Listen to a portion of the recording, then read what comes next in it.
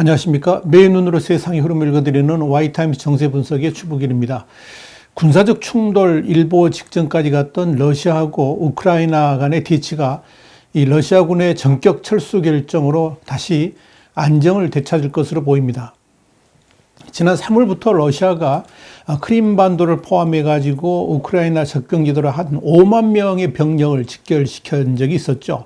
자, 이렇게 시작된 이 우크라이나 위기가 미국과 또 EU국의 강력한 대응, 그리고 또 당사국인 이 우크라이나 정부의 사생결단의 반격으로 인해서 결국 블라디미르 푸틴 러시아 대통령이 22일 러시아군의 철수 결단을 내리게 된 겁니다. 이 세르게이 쇼이구 러시아 국방장관이 날 우리의 군사적 능력을 체크했다는 목표를 충분히 달성한 만큼 내일 그러니까 23일부터 우크라이나 동부 돈바스 지역과의 접경지대 병력을 원래 위치로 철수하라는 명령을 내렸다. 이렇게 발표를 했습니다. 그동안 러시아군은 그야말로 이 우크라이나를 곧바로 침략할 수 있을 정도로 우크라이나 돈바스 지역과 접경 지역에 이 러시아 육군의 한 10분의 1에 해당되는 규모인데요. 한 10만여 명이 넘는 병력을 투입했었습니다. 이와 관련해 가지고 독일의 슈피겔은 2014년 크림반도를 침공한 이후 러시아가 이 지역에서 가장 많은 병력을 동원시킨 것이다. 이렇게 보도를 했습니다. 이 병력의 구성 또한 육해공을 총동원했습니다. 그래가지고 우크라이나를 에워싸는 이런 완전한 전쟁 준비 태세를 갖춘 그런 형국이었던 겁니다. 월스트리트저널은 여기에 대해서 러시아 공군의 이 일대에 수호의 30 전투기를 이달 들어 배치했다 그러면서 위성사진을 공개한 바 있고요. 영국의 BBC는 러시아 흑해 함대가 상륙함 등을 추가 배치했다라고 전한 바 있습니다. 자, 이러한 러시아군의 전투 태세 준비와 관련해 가지고 이 미국과 EU의 안보를 의지하고 있는 이 볼라디미르 젤렌스키 우크라이나 대통령은 지난 12월에 CNN을 통해 방영된 인터뷰에서 미국의 지원을 직접 요청을 했고요. 자, 그러니까 미국은 토니 블링컨 국무장관 그리고 로이드 오스틴 국방장관을 EU로 보내가지고 즉각적인 대응을 하기 시작했습니다. 블링컨 장관은 12일 우크라이나의 외교부 장관을 직접 만나가지고 우크라이나의 영토 보전 그리고 주권을 위해서 미국이 확고히 지지하겠다는 의사를 전달하기도 했습니다. 여기에 대해서는 우리 와이타임스가 4월 14일 보도를 해드렸었고요. 유튜브는 775회차에 자세히 나와 있습니다. 자, 미국이 이렇게 즉각적으로 러시아의 전쟁 움직임에 대응하게 된 것은 이 러시아가 우크라이나를 침공하게 된다 그러면 EU의 안보를 정면으로 위협하는 결과를 낳을 수 있기 때문에 그런 겁니다. 이 러시아 이런 조치에 볼라디미르 젤렌스키 우크라이나 대통령은 러시아의 군대 철수가 긴장을 완화할 것이라고 환영을 하면서도 경계를 늦추지 않겠다라고 밝혔습니다. 미국도 아직 러시아의 발표뿐이라 그러면서 행동으로 옮길 것을 촉구했습니다. 이 네드 프라이스 미 국무부 대변인은 러시아의 발표 후에 브리핑에서 이런 말을 했습니다. 미국이 계속해서 매우 면밀히 주시하고 있다라고 밝힌 겁니다. 자, 여러분, 이렇게 러시아가 철군 결정을 내리게 된 것은 방금 말씀드렸다시피 미국의 강력한 대응 때문인 것으로 보입니다. 이 러시아의 우크라이나 국경의 병력 증강 움직임에 대한 이런 반격으로 이 바이든 정부는 그동안 미뤄왔던 러시아 제재를 전격적으로 단행을 한 바 있습니다. 지난 15일 미국 시간이니까 한국 시간은 16일인데요. 미국의 조 바이든 대통령은 행정명령을 통해서 작년 미국 대선에 관여한 혐의 등으로 32개 기관에 대해서 제재를 가했습니다. 여기에는 러시아 정보국 요원들을 포함해 가지고 10명의 워싱턴 DC 주재 러시아 예외교관들을 추방하는 내용도 포함됐습니다. 뿐만 아니라 이 러시아의 크림 병합 사태하고 관련해 가지고 세계 조직과 5명의 러시아인 그리고 러시아 정보기관을 지원한 혐의를 받고 있는 6개 기술 업체 등도 제재 대상이 됐습니다. 미국 행정부는 동시에 미 금융기관이 러시아 중앙은행과 재무부, 국부펀드가 발행하는 신규 채권을 매입하지 못하도록 제한했습니다. 백악관은 이날 바이든 대통령이 러시아의 유해한 해외 활동을 저지하고 대응하겠다는 행정부의 결의를 보여주기 위해서 행정명령에 서명했다라고 밝혔습니다. 이와 관련해 가지고 토니 블링컨 미 국무장관은 트윗을 통해서 미국은 해로운 행위에 대한 대응으로 러시아 정부에 대해 광범위한 조치를 취했다 그러면서 우리는 러시아가 적대적 행위에 대해서 계속 책임을 지게 할 것이다. 이렇게 밝혔습니다. 자, 그러면서도 이 바이든 대통령은 러시아를 향해서 협력할 여지가 여전히 있다 그랬습니다. 그러면서 이제는 긴장을 완화할 시간이라고 밝혔습니다. 그러면서 대화 여지를 남겨놓은 거죠. 바이든 대통령이 이날 기자회견에서 나는 푸틴 대통령과 더 멀리 갈 수도 있었다는 게 분명히 했지만 그렇게 하지 않기로 선택했다 그러면서 나는 균형 잡힌 것을 선택했다라고 말을 했습니다. 바이든 대통령의 러시아를 향한 발언은 매우 부드럽고 완곡했지만 그 속에는 가시가 숨겨져 있었다 하는 이야기입니다. 그러니까 일단 이번 제재는 평소 바이든 대통령이 러시아를 향해서 러시아가 대가를 치르도록 하겠다 이렇게 목소리를 높인 것에 비하면 아주 강도가 낮았습니다. 특히 월가는 이 러시아 루블화와 외화 표시 채권의 매매 정지 같은 핵폭탄을 터뜨릴 것으로 예상들을 해왔습니다만 여기에 비하면 사실상 단거리 미사일 정도 한 방 날리는 그 수준 정도, 그러니까 아주 경고성 조치만 취했다고 보시는 게 맞을 겁니다. 만약 월가가 당초 예상한 대로 미국 시중은행 같은 이런 금융회사가 러시아 채권의 발행과 유통시장에 참여하지 못하도록 막는 조치를 취했다 그러면 당장 이 푸틴 러시아 대통령이 글로벌 금융시장에서 자금을 조달할 길이 완전히 막히면서 이 러시아 경제에 형언할 수 없는 타격을 줬을 것이기 때문에 그렇습니다. 결국 바이든 대통령이 행한 이 대러시아 제재 조치는 이 푸틴 대통령이 향해서 더 이상 우크라이나에서 소란을 피우지 말고 철군하라는 것이고요. 더불어서 이제는 미국의 정치에 깊이 개입하지 말라는 경고.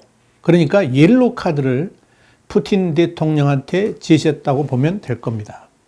자, 미국의 이런 경고성 러시아 제재에 일단 러시아는 격하게 반발했습니다.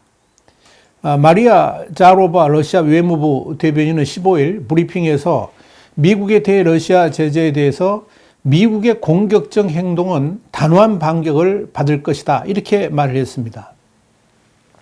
이런 미국 비난 발언에 이어서 러시아는 16일 러시아도 70년 만에 처음으로 미국 대사를 사실상 추방하는 보복 조치를 취했습니다.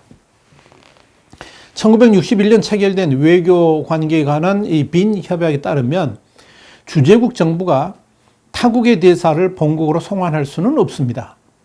다만 대사가 기피 인물로 지정되면 출국을 해야만 됩니다.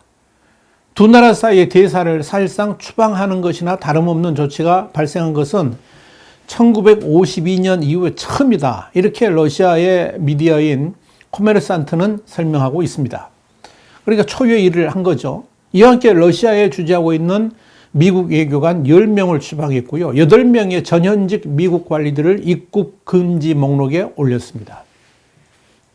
그런데 말입니다. 사실 지금 러시아의 푸틴 대통령은 이 우크라이나 사태 말고도 그의 정적 나발리 독살 시도 사건으로도 궁지에 몰려 있죠.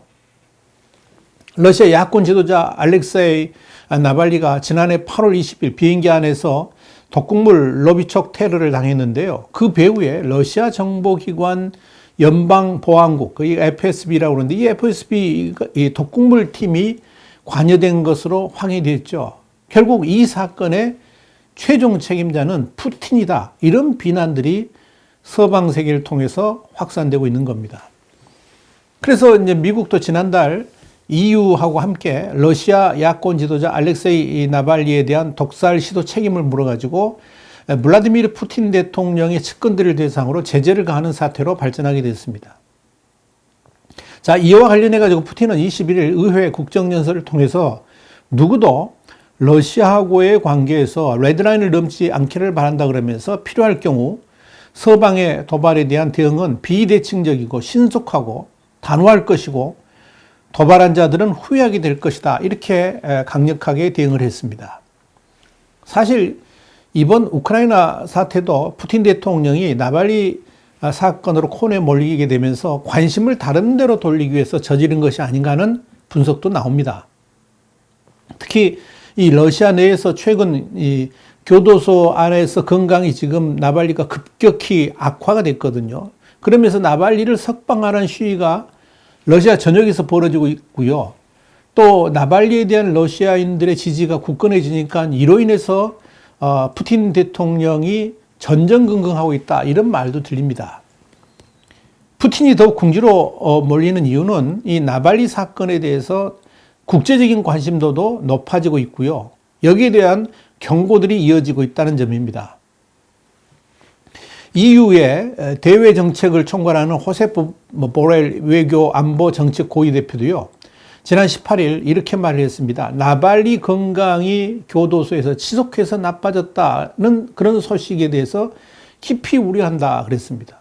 그러면서 이 나발리가 신뢰하는 의료 전문가를 즉각 만나게 해주라고 러시아 당국에 촉구를 했습니다. 제이크 설리번 미국 백악관 국가안보보좌관도 같은 날 CNN 방송 인터뷰에서 나발리가 사망하게 되면 러시아가 대가를 치를 것이다 라고 경고를 했습니다. 아주 강력한 경고를 보낸 거죠. 자, 이렇게 나발리의 건강 문제가 러시아하고 서방의 외교적 갈등으로 번지고 있는 데다가 국내에서도 나발리를 지지하는 시위들이 이어지니까 푸틴의 행동들이 평소 같지 않게 움직이고 있다는 분석들이 나오는 겁니다. 이와 관련해 가지고 미국의 뉴욕타임스는 20일 푸틴의 최근 행동은 자신을 비판하는 사람들과 외부 세계를 향해서 편집증적인 공세를 취하는 것 같다라고 분석 보도를 했습니다. 어떻게 보면 영원히 반석 위에 권좌를 누릴 수 있을 것으로 보였던 이 푸틴이 국내외 모두에서 강력한 견제와 반발 움직임이 커지면서 심리적으로 불안한 상황을 맞게 됐고요. 그래서 무리수를 던지는 것이 아닌가 이렇게 보여진다 하는 이야기입니다. 그런데 말입니다. 사실 미국이 대러시아 제재 조치는 맛보기 수준에 불과하다 할 정도로 약했습니다만은 미국이 마음먹고 제재를 한다 그러면 러시아는, 그리고 푸틴은 그야말로 엄청난 충격파에 휘청거릴 수 있습니다. 그게 푸틴이 진짜 두려워하는 내용이죠. 이미 바이든 대통령은 대통령 취임 다음 날 러시아의 무모하고 적대적인 행위 4개 분야를 적시하면서 대응을 지시한 바 있죠. 바이든이 지적한 분야가 뭐냐면 미국 대선에 대한 개입, 또 솔라인즈 해킹, 러시아 반체제 인사 알렉세이 나발리에 대한 독살 시도, 그리고 투옥, 또 아프가니스탄에서의 근무 중인 미군 사례에 대한 현상금 제공 보도, 이런 것들입니다. 여기에다 또 우크라이나 사태까지 겹치면서 미국이 강력하게 러시아를 포괄적으로 제재할 가능성이 있었던 겁니다. 그런 점에서 일단 지난 4월 15일 발표한 이 제재 패키지에는 이제 시작이 불가하다 이렇게 볼 수가 있을 겁니다. 물론 그런 조치만으로도 러시아는 충격을 받기에 충분합니다. 미국의 진보적 미디어인 악시오스는 이 바이든 행정부 고위 관리의 말을 인용해가지고 이번 조치가 러시아 루블화를 약화시키고 경제 성장과 인플레이션에 부정적인 영향을 주는 등 이렇게 러시아의 경제에 광범위한 냉각 효과를 초래할 것이다. 이렇게 전망을 했습니다. 그래서 푸틴 대통령이 이 우크라이나에서 꼬리를 내린 겁니다. 그대로 가다간 더 큰 화를 당할 수도 있다. 이렇게 봤기 때문이죠.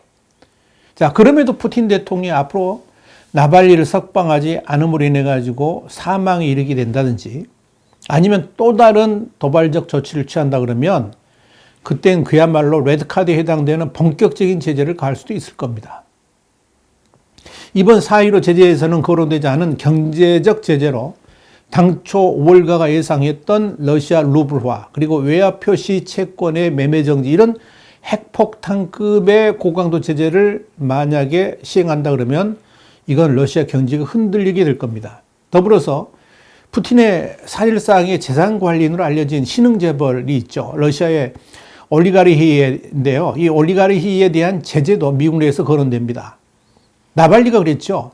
이 올리가르히가 푸틴의 엄청난 재산을 차명으로 보유하고 있기 때문에 이 올리가르히를 제재하게 되면 푸틴의 행동을 억제할 수 있을 것이다. 이렇게 주장을 했었습니다.